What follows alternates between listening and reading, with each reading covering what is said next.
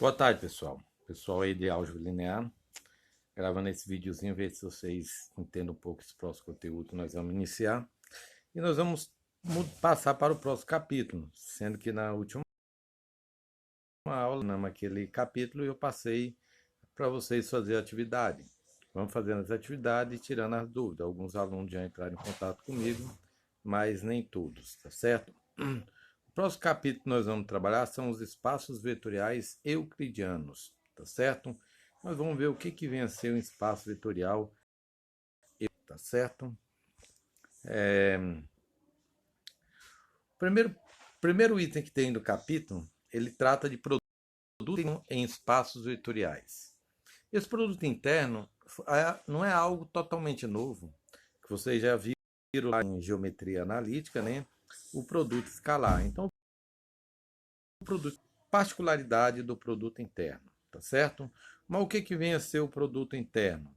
O produto interno é uma função que associa o produto de dois vetores que pertencem a V a um número real.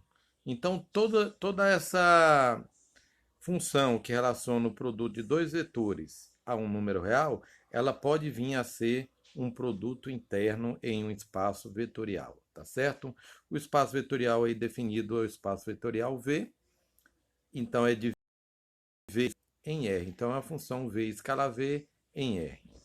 Existem duas formas para representar um produto interno. Uma dando continuidade àquela já vista em analítica, que seria U ponto V, que seria o produto interno de U e V. Lá em geometria a gente diz U escalar V. Ou entre dois sinal de desigualdade, tá certo? Aí a U, aí tem o menor que, o maior que, o menor que e o I V e depois o maior que, tá certo?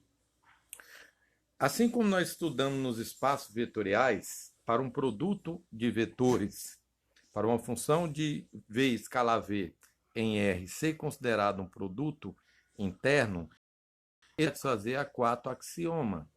Os axiomas estão descritos aí, ó. Para ser produto interno é necessário verificar os axiomas. O primeiro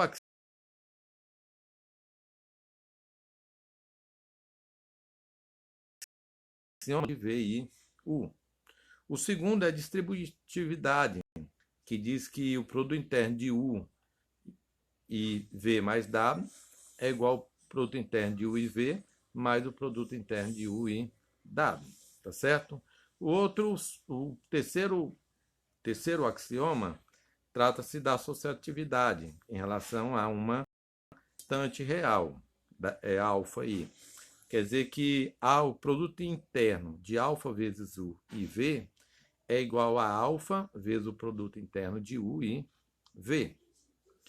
O quarto e último axioma que nós temos é que diz o seguinte, ó, o produto interno de um vetor por ele mesmo é maior do que zero. E é igual a zero se somente se o vetor U for o vetor nulo, tá certo?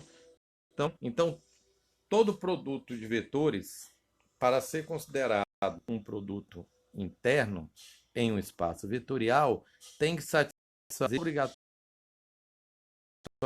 Então, nesse ponto, para provar que um produto interno, que um produto de vetores é um produto interno, nós vamos fazer da mesma forma, quase semelhante ao que nós fizemos para provar que era um espaço vetorial. Só porque lá no espaço vetorial nós tínhamos 8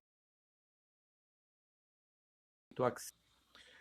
As propriedades seguintes decorrem imediatamente dos axiomas, que ele diz o seguinte: a primeira propriedade diz que o produto interno do vetor nulo e U é igual ao produto interno de U e o vetor nulo, que é igual ao zero, zero, porque sempre o produto interno associa um número real, para qualquer que seja U pertencente a V.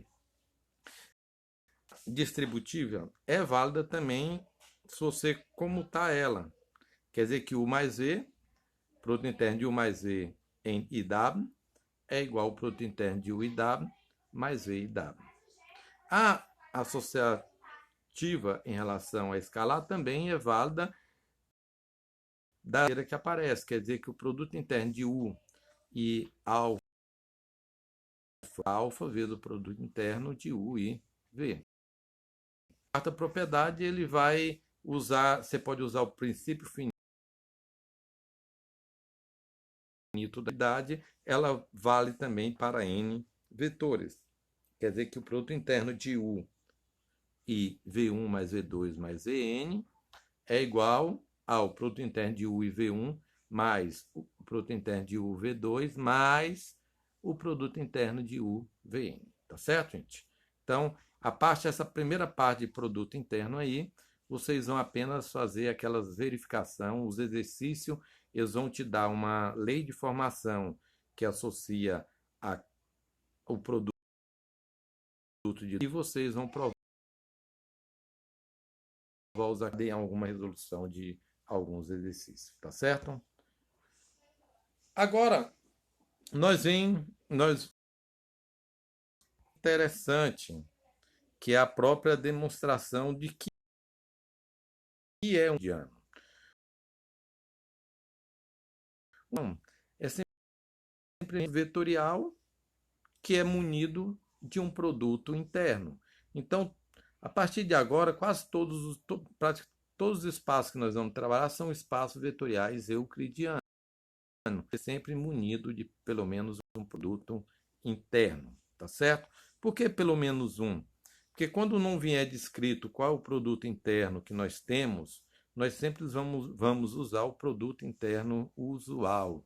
Qual que é esse produto interno usual? É aquele produto escalar já visto lá no R2, no R3, lá na álgebra linear, e pode ser estendido para os demais espaços vetoriais. Esse espaço vetorial usual, esse produto quer dizer que é o U escalar V, aí o U é representado pelo vetor de coordenadas A e B, e V com o vetor de coordenadas C e D, vai ser igual apenas à soma dos produtos das coordenadas correspondentes, quer dizer, A vezes C mais B vezes D, esse é o produto interno usual, já estudado em geometria analítica, tá certo? A partir daqui, o que nós vamos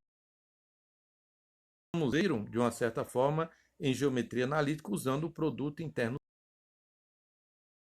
usual, esse conhecimento, os demais produtos internos, tá certo?